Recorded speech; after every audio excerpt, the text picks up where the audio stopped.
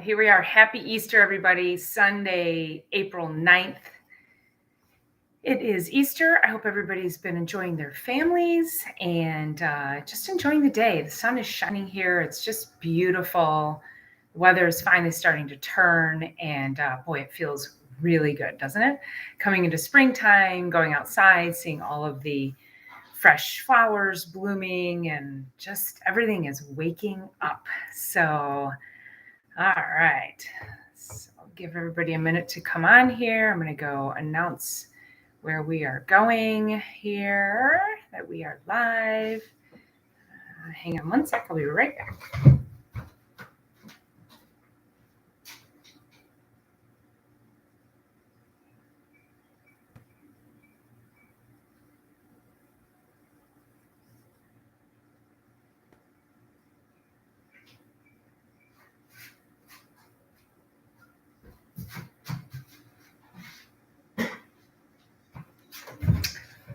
All right.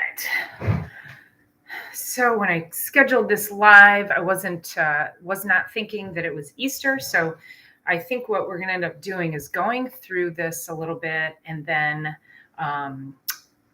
we'll probably do a part 2. So anytime we talk about cleaning up the food pantry and getting you started, so oftentimes I hear the question, I don't know where to start. I don't know what to do. So I'm going to talk to you a little bit today about where to start and how to do that. And this is just the beginning. So I want you to take the information that I give you today and be able to apply it. Now, I'm going to talk about some things. I have created a program several years ago called the Perfect Pantry. And in this program, what I had done was, pull that up here, I created some food lists. And this is just a great way to help you understand where to start. And the way it was born was I do a lot of workshops in the community. And I was doing a workshop at one of the libraries, and I always talk about food and ingredients and how to read labels and what to have in your pantry and what not to have in your pantry. And someone asked me, they said, have you ever thought about doing a workshop that you could teach us what we should have in our pantries? And I said, I haven't, but since you ask, I'm going to do it. And so I created that, and it ended up being my most popular workshop ever. And people still ask for it. It's an incredible workshop. It's probably the most requested talk workshop that I get asked to do. So what I did in this process was the whole program. What I do is I do an overview of how to read labels. And then I talk to you about ingredients when you're reading those labels, what to look for that's good, what to look for that's not so good. And then at the end of it, I invite you to get a giant garbage can and take that garbage can, go through your cabinets and sit and take these lists, and if there's anything on these lists that's on the ingredient label, you need to just throw it away. Like just, close your eyes and throw it away. I know it's a lot of money, but this also is a lesson to teach you how expensive eating unhealthy is, because eating healthy gets accused of being really expensive until you start to put a microscope on it. And I'm going to give you a couple other examples today about how eating processed food, ultra processed food, is even more expensive than eating healthy. So first of all, if you're jumping on here, appreciate you being here. Make sure you're hitting that thumbs up button so that I know you're here. And if you haven't subscribed to the channel, please go ahead and give a subscribe so that we can make sure we're continuing to grow and bring you this great information. And of course, my dog, every time I go live, he decides that that's his time to start playing. So we'll try not to be too disturbed by him. All right. So in this process, what I did was I created these 2 lists, and one is called Never, Not Ever, No Way, This Stuff is Killing Me. And the other list is called Must-Haves and, Yes, Always, something like that. And so the reason is so then you can take the one list and compare it and say, okay, does anything that I have in my pantry, and this includes your refrigerator, have anything on these labels? And if it does, again, that's when you throw it away. And then you can go shopping with the other list always just scratch. Yeah, the scratching and the clanging. Then you can go shopping with the other list, and you can buy things that are on that list. And you can have both lists and make sure that when you're reading labels in the store, that there's nothing on the never not no way list that is on anything you're going to buy. And so I did this workshop, and I had a woman come. She came, it was the first workshop I gave on this particular topic. And she came, and I sent her away with her list. And about 6 months later, I did the workshop again. And she came to that one. And she said, "You changed my life." And I said, "Wow, okay, tell me how." And she told me, she said, "I took these lists home." She said, "I'm not healthy. My family isn't healthy. She has a special needs son, and her husband wasn't healthy." And she said, "I just said to them, we are going to change what we're doing." And she said, "I did exactly what you said. I took the list, I took a garbage can, I went through the cabinets, I went through the refrigerator, and I threw everything away." And she said, "Then I went shopping and I started to buy all the good stuff." Well, what ended up happening was she lost 60 pounds in that 6-month period of time just by taking the toxins out of the kitchen. Hey, Howie, how are you? Yeah, happy Easter to you, my friend. Hey, Big Steve, how's it going? We are talking ingredients in your pantry. So just talking about how I had a woman come to my Perfect Pantry workshop, and she ended up doing exactly what I told her to do. And 6 months later, she showed up again, and she ended up telling me she had lost 60 pounds and her family started to be healthier. And she wasn't taking no for an answer. She just said, "We're doing this. We are, you know," and this is what it comes down to when you're creating legacy with your family and your health, is that you're the parent. You've got to just take the reins and do something better for your family. So in today's episode, what I want to be able to do is go through these lists with you guys. And then if you want copies of this, I'm going to invite you to go to my website. I'm going to drop a link down here. Oopsie, that didn't work, did it? No, it did not. And if you want access to these downloads, let me go here, resources. Okay. No, I have to go back here. So I always forget where they are on my website. All right, so I'm going to drop my website. You can scroll down to the bottom, and you'll see an area where you can actually, it says, "Would you like free downloads?" And you can go ahead and sign up there. And when you sign up, then I will go ahead and email you over these 2 lists. So the one is Never Not No Way. Hey, Gemma, how are you? Hey, you're going to love this because I'm giving away lists on everything that you should and should not have in your pantry. So anything on a label that has these particular things we want to get rid of, and then you're going to get a list of anything that you should have in your pantry. So I just dropped the link to my website there. So jump on over there. You can scroll down and you can see it'll say free downloads. And so jump on and grab these downloads. And then, hey guys, if you haven't already, hit the thumbs up button. I appreciate it. So yeah, it's good to see you guys on here. Thanks so much for being here. Lots of sunshine today, so it feels really good on this beautiful Easter day. So I had actually gone to my brother's house, and they have a pantry. So before he built his new house, they had a dining room table that nobody ever dined in, and they kept all this junk food. So we called it the table of death. And then he ended up knocking that house down and building a new one on top of that same piece of land. And they built this huge pantry. Well, it's not huge, but it's a pretty big pantry. So then we called it the Pantry of Death. So I actually did about 4 videos today in the Pantry of Death.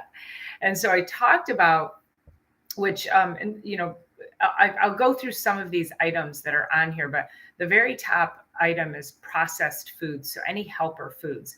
So here's the problem with where we look for simplicity is that if I tell you, if you're my client and I say, I want you on a gluten-free diet, and yes, you can eat rice. If I give you the go ahead for rice, you might just, without even thinking, go into the rice aisle and buy a box of seasoned rice, pre-seasoned rice. Well, the unfortunate part about that is that it has so many chemicals and it has a multiple ingredients of MSG. So monosodium glutamate is actually an excitotoxin. So it's exactly what it sounds like. It actually flares up the nervous system. It's really really damaging to the nervous system, causes inflammation in the brain, and too much of it can be very very dangerous. And the problem with our processed foods and our ultra processed foods is it's everywhere. Monosodium glutamate is in everything and in multiple forms. Thanks for sharing, Howie. Appreciate it. Yeah, if anybody would like to take this and share it over, I'd appreciate that too. And let's get more people in here talking about how to shop and how to clean out their cupboards. So I've got about 4 videos coming for you guys that I picked out just certain things. So I talked about the rice, the difference between minute rice and a really good rice, and then all of those in between that are pre-seasoned. They're just horrible. In the grand scheme of things, we end up buying those products because we think they're going to make our lives easier, or we think that the rice is going to cook faster. And the reality is you can cook really good, a good high quality rice just as fast as you can one of these, pre-seasoned boxes of rice. Like making sure the dog isn't digging a hole there. Okay. So that's what we want to be mindful of. And so in the pantry of death, there was like, these pre-seasoned boxes, and then there was like minute rice that came in a bag. Then you'd put the bag in hot boiling water. And I'm like, oh God, no, we've had those conversations about the plastics and that we shouldn't be cooking, heating, putting our food anywhere near plastic. And yet you can buy rice that you drop into a pot of boiling water and cook it. And it still takes like 15 minutes to cook, where you can actually do this with regular, high quality, organic rice that hasn't been stripped of all of its nutrients. So you want to be really, really mindful of that. And then, of course, it has the MSG in it. So I do want to go through MSG because I think this is where a lot of people also, where we end up, stumbling is that, So wild rice is, and wild rice isn't actually rice. So, but it's got a lot of fiber in it. And I personally, Howie, I'm not a big rice person myself. But if I do have rice, I'm going to have something that is actually, has a higher quality rice. So if I make rice, I do risotto because I like the creaminess of it. Like I will go all out. I'll use like a high fat, high quality cheese. I probably would use like cashew milk or something to thicken it. But yeah, so it's rare that I would do rice. And so, and a lot of my clients, I take off rice too. Now, if you're super, super active and you don't have any issues with blood sugar, then, I'll allow you to, then I'll recommend a little bit of rice as well. So, hey, Mandy, how are you? Oh, I'm so glad you're listening while you're cooking. Perfect. We're talking about what to cook and how to cook and what ingredients to use. So here's just some of the things. So when I was in the pantry of death and I was reading some of the labels on there, so many of those things had multiple forms of MSG. So monosodium glutamate, like I said, is an excitotoxin. It's very inflammatory to the nervous system, to the brain. And here's the MSG and some of its forms. So autolyzed yeast protein, calcium glutamate, carrageenan, glutamic acid, hydrolyzed corn, and then there's like autolyzed. So anything that's autolyzed or hydrolyzed, ingredients listed as hydrolyzed, protein fortified, ultra pasteurized, fermented, enzyme modified, and then of course magnesium glutamate, monoammonium glutamate. So any of those glutamate forms, monopotassium, natural flavors, that's a form of MSG. Pectin, sodium caseinate, soy isolate, soy sauce is MSG. Textured protein, vegetable extract, and yeast food, just to name a few. Now, all of these are considered on the GRAS list, that generally recognized as safe list. So, again, the poison's in the dose. How much are you having of it? So we really want to, you want to be super mindful. If you're looking for just MSG and it doesn't have monosodium glutamate on the list, it could have any of these other names. And like bouillon, so chicken bouillon. This is why I'm a big proponent for making your own broth, because making your own broth is, you're going to avoid all of this. So you want to be super mindful of that, especially if you have any autoimmune issues, anxiety, any chronic health issue that is inflammatory, digestive disorders, anything like that. You really want to avoid the ADD, ADHD, anything brain, Parkinson's, dementia. You want to avoid all this stuff at all costs. So let's see. So Howie, you said leave rice for 24 hours and it starches and good microbes for the biome. What do you mean? You soak it and then does it hydrate just like that without cooking? You're gonna have to tell me about that. I'm sort of having, my mother used to make homemade rice pudding. Now I'm kind of having a little craving of that. But she used to make homemade yogurt. Oh, I see. Okay, so cook it and then leave it. So have it the next day. My mom cooked. We didn't eat a lot of rice growing up, but we had the rice pudding. We had yogurt at every meal, homemade yogurt. She made all her homemade yogurt, and so that was always nice too. So as many homemade ingredients as possible. I had a conversation with a client the other day who, she was telling me, she says, she feels better under chiropractic care, but she says, it's just not working like I want it to. And I just kind of looked at her and she said, I know you're going to tell me I need to clean up my gut. I have to clean up my diet. And I go, yeah. And then she just went on. She basically answered all of the questions to which I was going to ask, or just conversations I was going to ask with her, or have with her. And the problem with how she eats is that it's very inflammatory. She is not getting nutrients like she needs to. She has a very, very disrupted gut microbiome. She's in chronic pain. She's got a lot of stress. And frankly, I can't out adjust a poor quality diet. So we started having this conversation about, I asked her how much protein she's getting, and she goes, oh, absolutely not enough. She doesn't drink enough water. And she says, I said, well, what about eggs? I hate eggs. Like everything that she could or should be eating, she hates. Right. But then she said, well, I get those omelets, the Jimmy Dean, y'all know where I'm going to go for this right away. The Jimmy Dean omelets, something they're pre-made and then frozen. And I said, oh my God, I said, do you even know what's in those? I'm going to pull that up. And then of course, I said, listen, if you want things like that, breakfast, egg bites, I think. I said, if you want something like that, I said, first of all, it's way less expensive to make them yourself. I used to make them for my daughter. I used to so there's two things when she was younger. I used to do eggs and then I would put them in a muffin tin and I'd put, a little bit of cheese and some ham or, some kind of meat in there, maybe some chives or something. I'd bake them and then I'd freeze them. And then in the morning I would just, pop them out, quick, easy breakfast. So I did that. And then the other thing that I would do is I would take grass-fed beef, saute that with onions, garlic, really finely chopped eggplant. So I made like almost a bolognese sauce with it.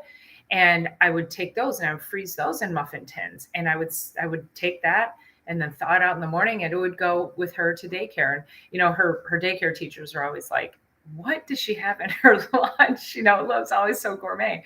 But, you have to work a little bit. There's going to be some upfront work to get the food that you need. But then once you have it, then it's convenient. And you cannot live on this Jimmy Dean eggs in a cup, mini egg bites. Let's see.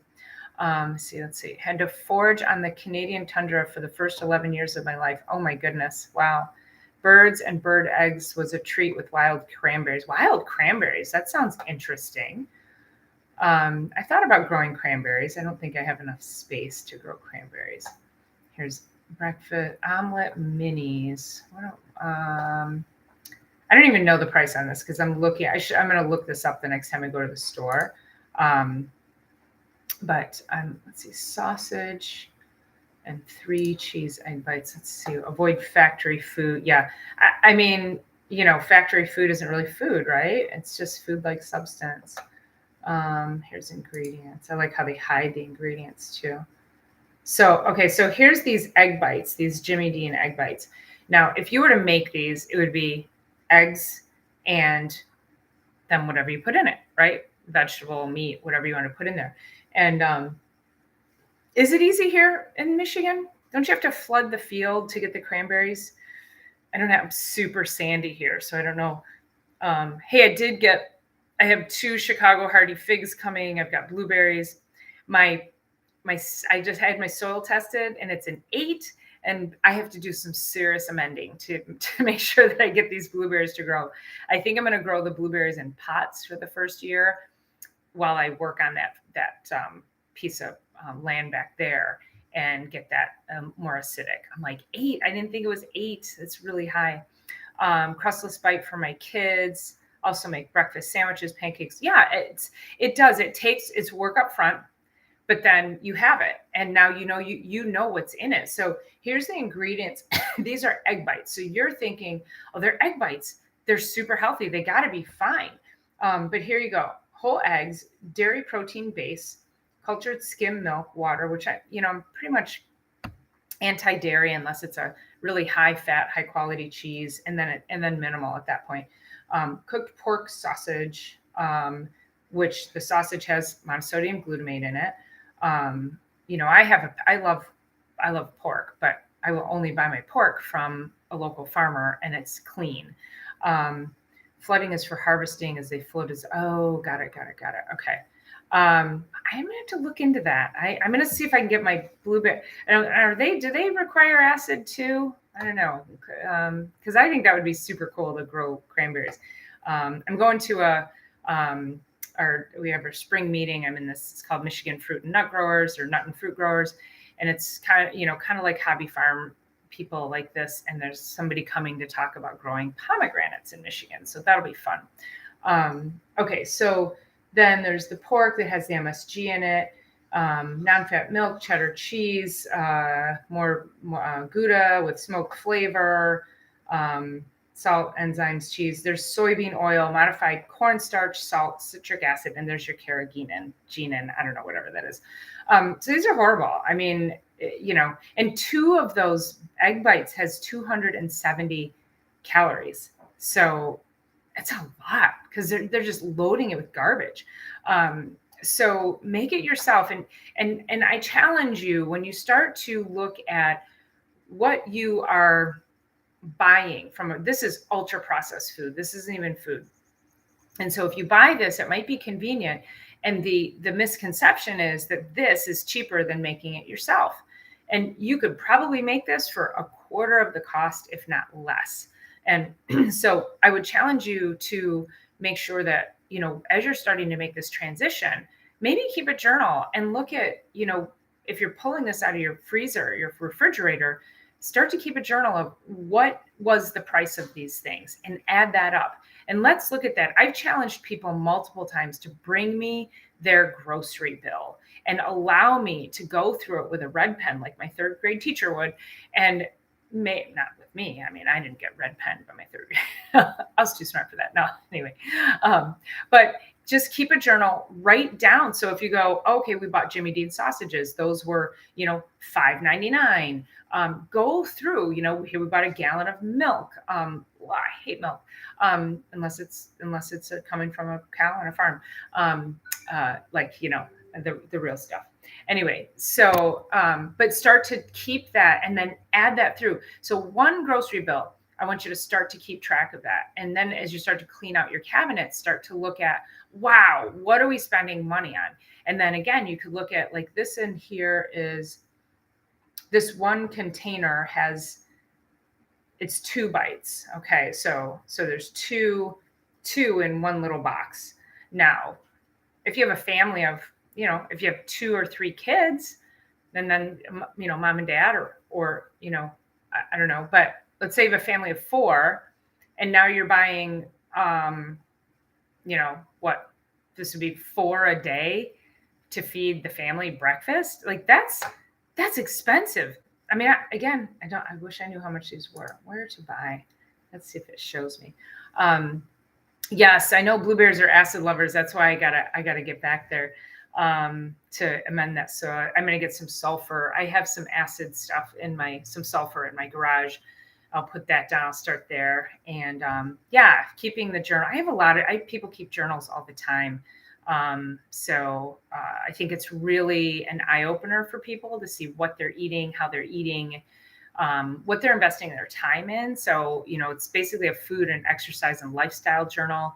How much water do they drink? Oftentimes they'll be like, oh, I drink at least 2 water bottles a day. I'm like, what is that? I don't know what that is. So let's see. My dinner and dessert is a big no-no, but we don't do it often. Hey, listen, Mandy, I am so not judging if it's something that it's like indulgent and you're going to do it once in a great while.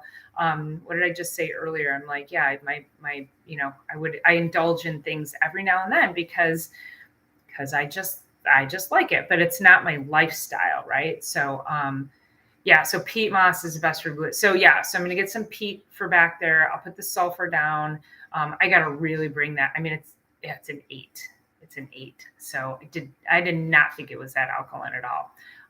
So what was interesting, I'll digress slightly, was I went to a garden store to still looking up how much these are.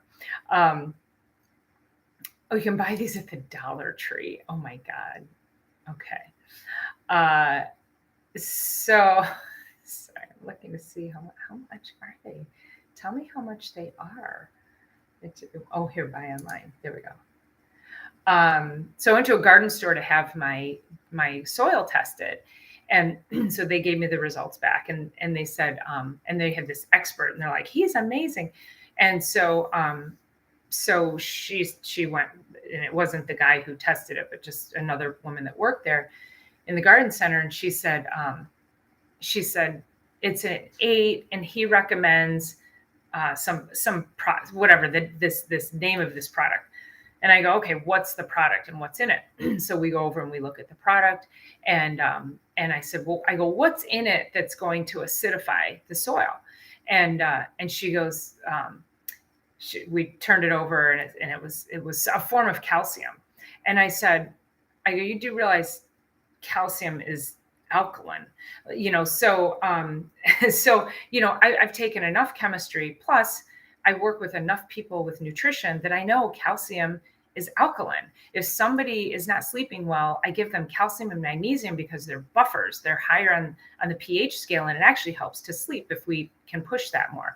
So let's see. So never had my soil tested. Oh yeah. I know. Well, and that's just that area back there. When I first moved in here 22 years ago, it was Howie, I think you watched that video I did. And I talked about, I put that video up last week, and that I talked about having the soil tested back there, and it grew the most incredible vegetables for about 5 years. And then next door to me, her yard's really overgrown. And so the trees started to cast a lot of shade over top of it. And then I kept bringing peat and manure and trying to amend it. And it just, I don't know, I just couldn't bring it back. So I've left it alone for about 3 years now. I've had just like organic matter in there, leaves and things like that, just, composted kind of things.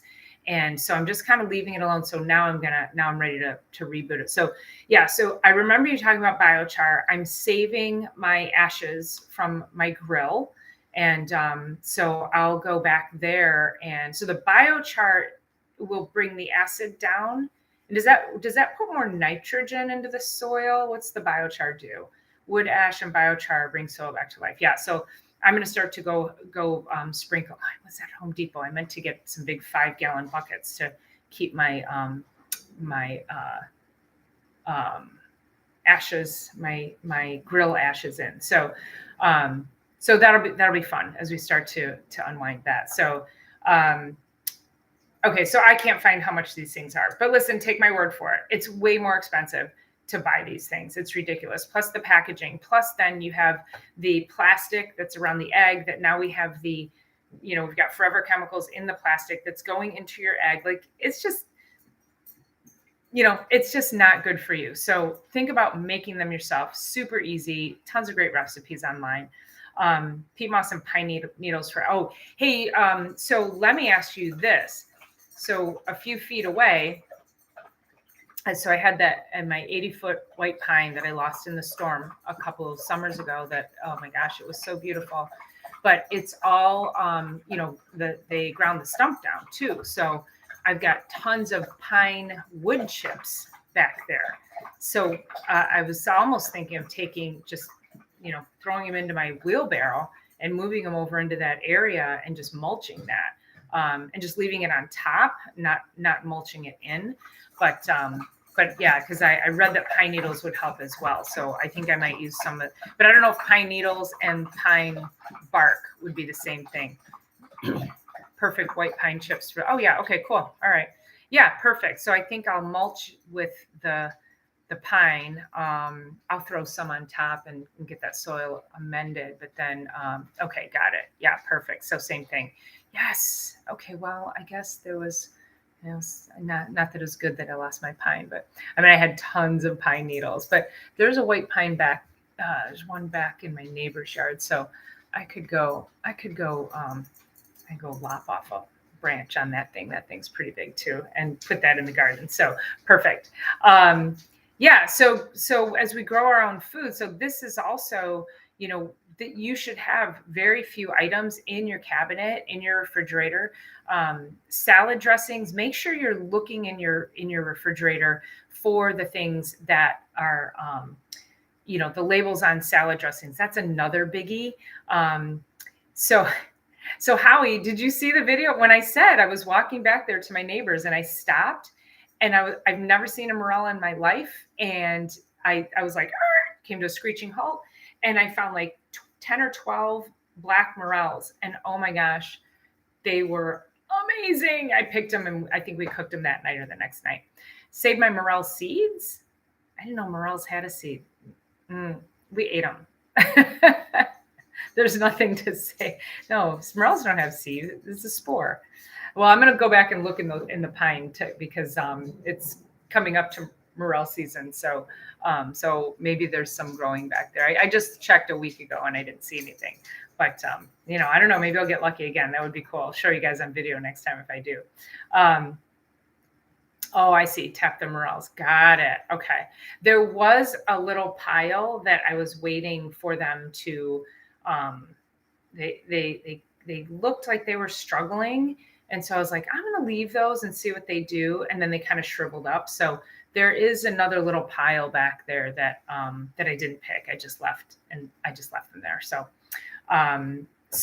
yeah. So I mean, all these fun things. I think the whole idea is to just look around and see all of the different places that, number one, you can grow your own things. And this is why I love this conversation. I love when you guys jump in here because it's really good interaction. And I feel like it's good inspiration for people.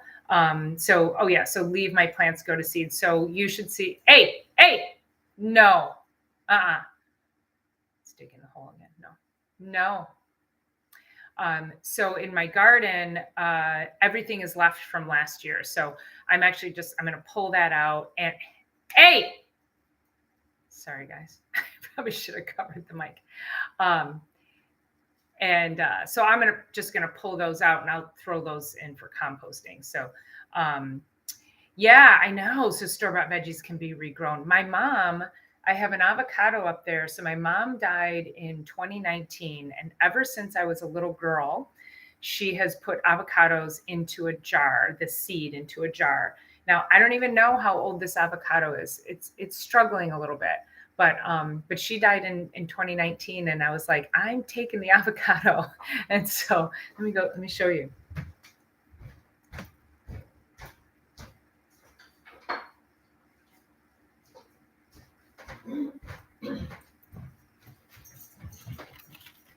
So it's struggling, but it's okay. And I've got a couple of, do have some green onions in here. And look at those so those will go on the ground. Now the seed is not doing very well. And so you can see there. So I got a little Christmas cactus in there. It's kind of growing everything.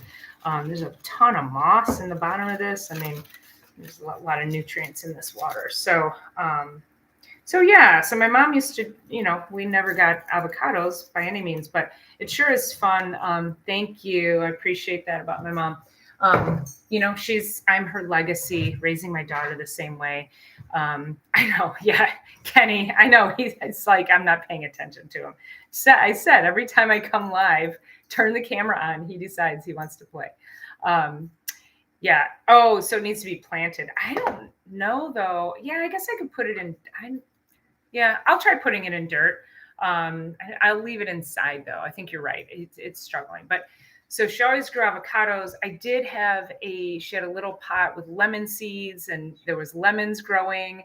I killed that within a few months after she died. So, but yeah, I mean, that's just what my mom did. She planted everything and anything. So it's really fun to just not pretending, but just, play, I guess. Right. So Gemma, so especially with autism, this goes straight to, I was thinking about you when I was talking about doing this today, because especially with autism, is avoiding any form of monosodium glutamate whatsoever. Like, it is so terrible for your gut and your nervous system. So Mandy, you can't get them to sprout. Yeah, I don't know. So my mom she would take the seed, and it's I think you go pointy side up. I might have to look it up now. I forgot. And she would just take toothpicks and put 3 toothpicks, like a teepee, and then set it in a jar like that, and then fill it with water, and fill the water to the bottom, and then it would just start to root. So I don't know. Try it again and see. Let me see let's see. I don't know. I can't see. There's too much organic matter growing in there. But like, those are the fun things to get your kids started doing. So when we talk about healthy eating and legacy, it's important to get kids to start to connect with your food, right? So an avocado just doesn't show up in the store. But what if you take the avocado seed, and now it's an experiment for the kid, and now they can actually see where their food comes from. So let's see. What do you have in your soil bank? Howie, what are you talking about? Oh, bland. Oh, and then Gemma says, I only usually eat bland foods. Yeah. So it's really about gut function. And so, Gemma, as I told you, I'm going to do an interview with my dear friend Heidi Shear, who's Mrs. Universe. And so she was able to do a lot of work healing their son, who has autism. So he had a vaccine injury from autism, and which is what launched him. So they went on a journey, and boy, he's doing amazing. So I'm excited to do that interview, and I think you'll really appreciate it. So, okay. So if we are, just to remind everybody, if you go to my website, let me drop the link again, and you can get the,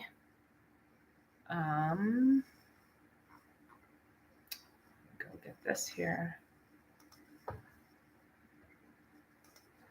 Okay, so you can go to my website, and if you scroll down the page, it'll say free resources. And so what exactly does it say? It says, would you like free downloads, guides, and useful information? Just fill out that information, and I will get you these guides so it's the 2 lists. It's what to look for on your labels, that are ingredients that should never live in your food. And then there's also another list that are ingredients on what should live in your food. So, or what you should have, right? So the other thing too, if you think about, if you get confused about reading labels, then you're reading too many labels, and you need to just, put your stuff down and go to the, go to the fresh food sections. So, so I talked about processed food. So nothing in a helper box. Season it yourself. Salt, pepper, and garlic go a long way. I think a lot of people think that they need to get super, super fancy when they cook, but salt, pepper, garlic, it can do so much for you. And of course, now with the season changing, all of my herbs are coming up. So a few herbs, but even if you're like, I'm afraid to get that fancy, then just, don't even get that fancy. Just salt, pepper, garlic, just do that. Maybe a little bit of butter for flavor, like especially in rice. Salt, pepper, garlic, butter in water with rice. Oh my gosh, it's amazing. But again, making sure you're buying high quality rice, not, no minute rice. Make sure that it's, I think how we mentioned earlier, wild rice, which isn't really rice, but there's a lot of fiber in it. So, just make sure it's a high quality, hasn't been stripped of all the nutrients. So the processed foods are out. My top 3 rules are no artificial sweeteners, flavors, or colors. And so anything like that on the label needs to go bye-bye too. And artificial sweeteners are very popular in low carb, low calorie diet type foods, especially, I don't even know. It's very difficult to find yogurt these days without artificial sweeteners in it. If it does, if it doesn't, it probably has regular sugar. Very, very, yogurt is probably one of the hardest things to actually filter through to find a really good quality one. So, and then I said MSG or any of its aliases, and we talked about that. Salad dressings, marinades, bouillons, canned soups, high fructose corn syrup, which they took, they're not using high fructose corn syrup anymore, but they do use corn syrup. And hydrogenated oils, those are also not, they took those off the generally recognized as safe list now. So those, they're not using those anymore. But there's just other types of seed oils as well. So your soybean oil, your vegetable oil, corn oil, those types of oils need to be avoided at all costs. Gemma, I've been reading your friend's website, reading her story. I was a little alarmed when she mentioned about curing autism, that I strongly disagree with. Okay. So what her whole goal is, her son was very much struggling and had a lot of health issues. And so her goal was to help him fix his health issues. And by doing that, it actually helped. It helped him to think more clearly, to not be in pain. They cleared up his gut. It helped him in school. So yeah, I mean, are we curing autism, or are we actually helping the human frame? And that's the overall goal, because we know that there's, with autism, there's a lot of gut issues. And so that is, if we can clean that up, we're helping the human frame. If we can get more toxins out of your system, we're helping the human frame. So I appreciate you going and checking out her things. And I think she's still somebody who would be very valuable to follow. So yeah, again, we're helping the human frame. So there are struggles, there are challenges that go along with autism. And so it's making sure that you're just helping that person not struggle with chronic illnesses. So yeah, for sure. So and that was what they ended up doing with her son. So they were told her son would never speak. And he's actually away at college, which they're just tickled that he's, I think he's I forget which college he is at, but the mere fact that he's in college and he's away at college, living on his own, like the doctors told her and her husband that would never happen. So this is what they did, was they helped him to be able to function to a level that he's not having to be institutionalized, which again, this is what the doctors were telling them when he was a baby. So so that's the whole point, is what do we do? And this is everybody, right? I don't care if it's autism, I don't care what you want to call it, right? We just need to be able to help people be healthier. So oh, hey there. Is it Micaiah? Jasper, Georgia. Thanks for being here. That's awesome. Appreciate you joining in. So yeah, we are talking about we're talking about having a healthy pantry. We're talking about health for autism. We're talking about planting your own garden. So a lot of fun things going on here. So I'm going through my list of things that should never be on a label in any of the foods that you have in your home. And then we go to the non-fat and the low fat. So those also are you're getting duped on non-fat and low fat. And don't be afraid of the fat. So, the like non-fat yogurt, eat the fat. It's so the proteins that cause allergies in yogurt and dairy, when you take the fat out, now you increase the protein, so they become more damaging to you. And then they put these additives in them to make them more stable, or like, let's say sour cream, and they put these gums and everything in it to make it seem like it's actual sour cream, but just do the pure thing. Are you okay? You heading out, Howie? Thanks so much for being here. Appreciate it.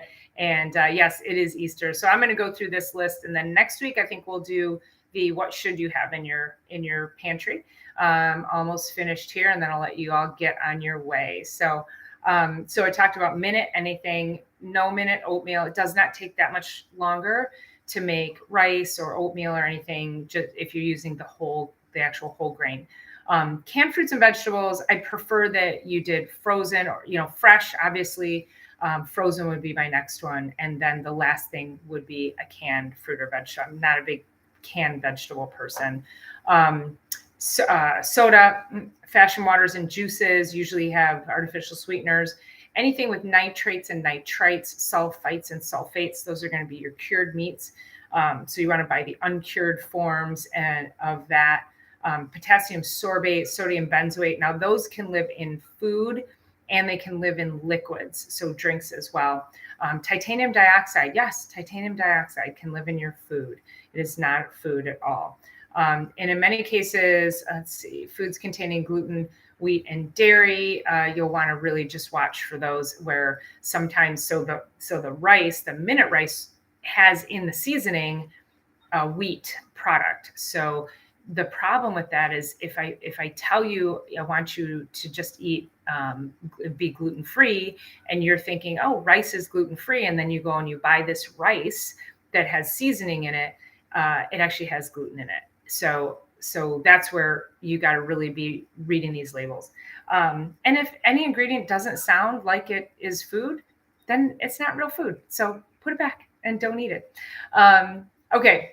And then the next thing we'll talk about, so next week we'll talk about what the must-haves are in the kitchen. So what ingredients should you have? What kind of appliances should you have in the kitchen? How can we make your kitchen as conducive to eating healthy food and providing for your family as possible? So that will be on next week's agenda. So don't forget to tune in on that one. That's always really fun too. So again, if you want a copy of these lists, go ahead and go to my website. I dropped that link there, and you can, by all means, go and scroll down and sign up to get the free items, and I'll go ahead and send you these resources. I will also make sure that I have a copy to the website or a link to the website in the show notes, which I know it's in all of my videos as well, in the show notes of all the videos. And for some reason, I just forgot to drop it today. So I'll drop that after the fact, so you guys have that. So, hey, let me know what you think. If you're confused about reading labels, or if you're just not sure what all these ingredients are, I want to know, how can I make shopping easier for you? And how can I make cooking for your family easier and healthier? Again, this is about living a legacy, building a legacy. Rome was not built in a day. So let's take things step by step And over time, you can start to move yourself and your family into a forward direction and regain your health, or make sure that you're raising your kids with good, healthy habits. All right. All right, you guys, thank you so much for being here. Micaiah, thanks for stopping by from Jasper, Georgia. Nice to see a new friendly face on here. So don't forget to make sure you subscribe to the channel and hit the little bell so you know when we go live next Sunday. Also, we'll be doing videos almost daily. So hey, Peaceful Penguin, how are you? Nice to see you. Yeah, you are welcome, Mandy. Thanks for tuning in while you're cooking. I know I'm going to go cook dinner now. Happy Easter to everybody. All right, you guys, much blessings to you and your family, and we'll see you guys next week. All right, thanks so much for tuning in. See ya.